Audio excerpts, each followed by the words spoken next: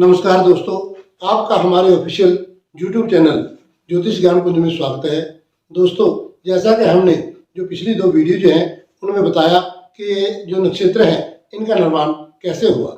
आपने पहले दो भाग देख लिए और जिसमें आपने देखा कि मेघ, वृष, मिथुन ये जो राशियां थी ये पहले में आई और इसके जो अश्विनी आदि नक्षत्र थे वह भी आपको कैसे उत्पन्न हुए और कितना मान है और क्या क्या उसमें चरण आते हैं वह आपको बताया। उसके बाद दूसरी वीडियो थी जो उसमें कर्क, सिंह और कन्या।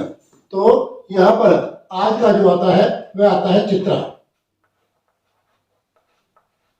जो चित्रा नक्षत्र है इसका जो आकार है, जब ऋषियों ने देखा कि वे एक ही तारा है और थोड़ा ज्यादा चमकता है, और जब ये देखा तो इसके दो भाग कर दिए। एक भाग तो जो आ गया, पहले दो चरण थे वो कन्या राशि में आ गए और अगले दो चरण थे वह तुला में आ गए। तो ऋषियों ने देखा कि जो एक तारा है इसमें जो चंद्रमा एक दिन व्यतीत करेगा वह इसका दो भाग हो गए और जो पहला भाग था वो कन्या में आ गया और जो दो चरण थे इसके वह तुला में चले गए। और इसलिए यह जो चित्रा नक्षत्र था इसको डिवाइड कर दिया। ये जो बीच में आप लकीर देख रहे हैं ये राशि की है और इसमें जो कन्या राशि थी दो चरण कन्या में आ गए और दो चरण तुला में चले गए। उसके अगले दिन जब ऋषियों ने देखा कि जो नक्षत्र था वो आ गया स्वाति।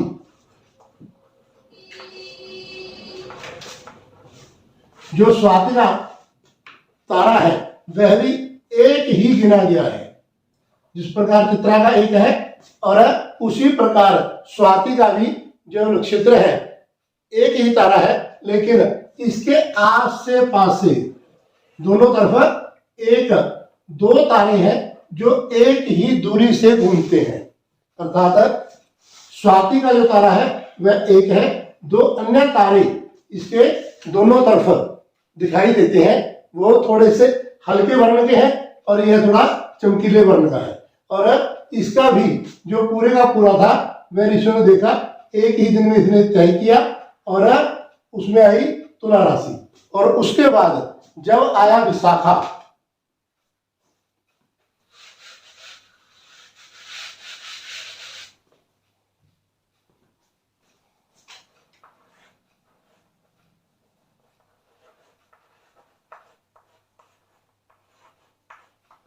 तो विशाखा के चार तारे हैं।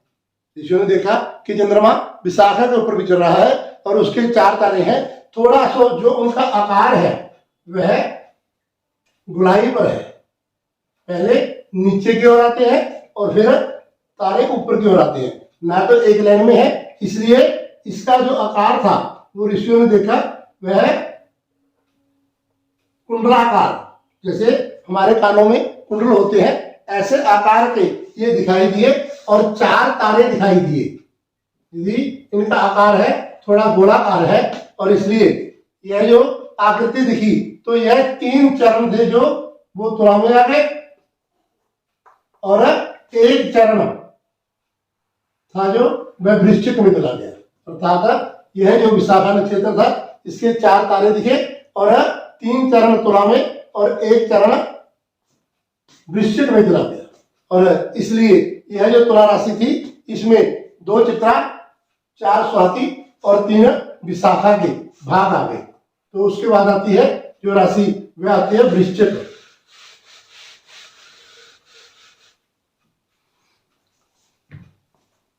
यहां तक तुला राशि थी और इसके बाद यह एक चरण विशाखा का गया और उसके बाद जो अनुराधा था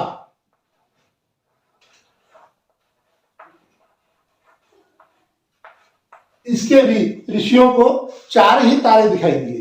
जिस प्रकार चित्रा का एक और स्वाति का एक, और उसी प्रकार जो विशाखा है उसका चार और अनुराधा के भी चार। विशाखा के थोड़े गुलाई पे थे और इसके ऊपर की ओर जाते हुए तारे दिखाई देते हैं। ये तारे है एक ही लाइन में लेकिन नीचे से ऊपर की ओर जाते दिखाई देते हैं और इसमें पूरे का पूरा यह वृश्चिक राशि में चला गया। जो ऋषियों ने देखा कि जो चंद्रमा है वह राशि भोग कर रहा है और उसमें जो 4 तारे हैं वह आसमान में दिखाई दे रहे हैं और इसका जो चारों चरण है वह वृश्चिक में चले गए। और उसके बाद जब ज्येष्ठा आया,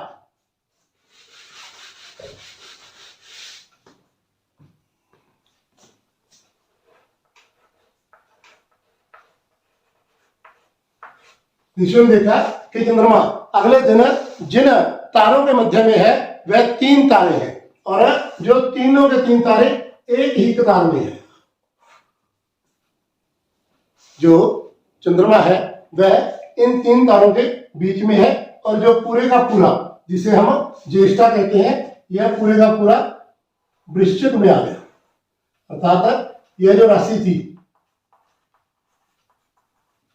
वृश्चिक, एक चरण था जो विशाखा का था और 4 चरण अनुराधा के और 4 चरण ही ज्येष्ठा के, यह वृश्चिक में आ गए। और इसके बाद जब अगले दिन ऋषियों ने आकाश में आकृति देखी तो आकृति कुछ ऐसी थी कि वहां पर 11 तारे दिखाई दिए। एक तारा ऐसे और इसके ऊपर 2, 3, 4, 5, 6, 7, 8, 9, 10, 11 इस प्रकार जो आकृति थी वह एक जैसे पूंछ हो ऐसी आकृति दिखाई दी। तो जो ऋषियों ने इसका नाम रख दिया इसका मूला। और इसके जो आसमान में तारे दिखाई दिए वो एक मध्य में, 5 एक तरफ और 5 तारे एक तरफ, अर्थात जो 11 तारे थे वह आसमान में दिखाई दिए और चंद्रमा इनके ऊपर से गुजरता हुआ दिखाई दिया। और यह पूरे का पूरा जो नक्षत्र था यह धनु राशि में आ गया।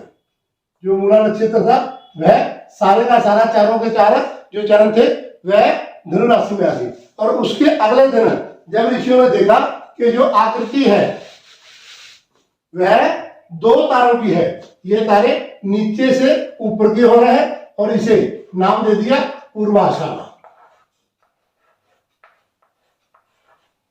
जो पूर्वाषाढ़ नक्षत्र है यह जो चारों के 4 चरण है वह धनु राशि में आ गए और आसमान में जो आकृति थी वह 2 तारे इस प्रकार दिखाई दे रहे थे, एक ऊपर और दूसरा नीचे। और यह चारों के 4 जो पूर्वाषाढ़ था वह धनु राशि में आ गया। और उसके अगले दिन जब ऋषियों ने देखा तो तारे तो वहां पर भी, जिसे हम उत्तराषाढ़ कहेंगे,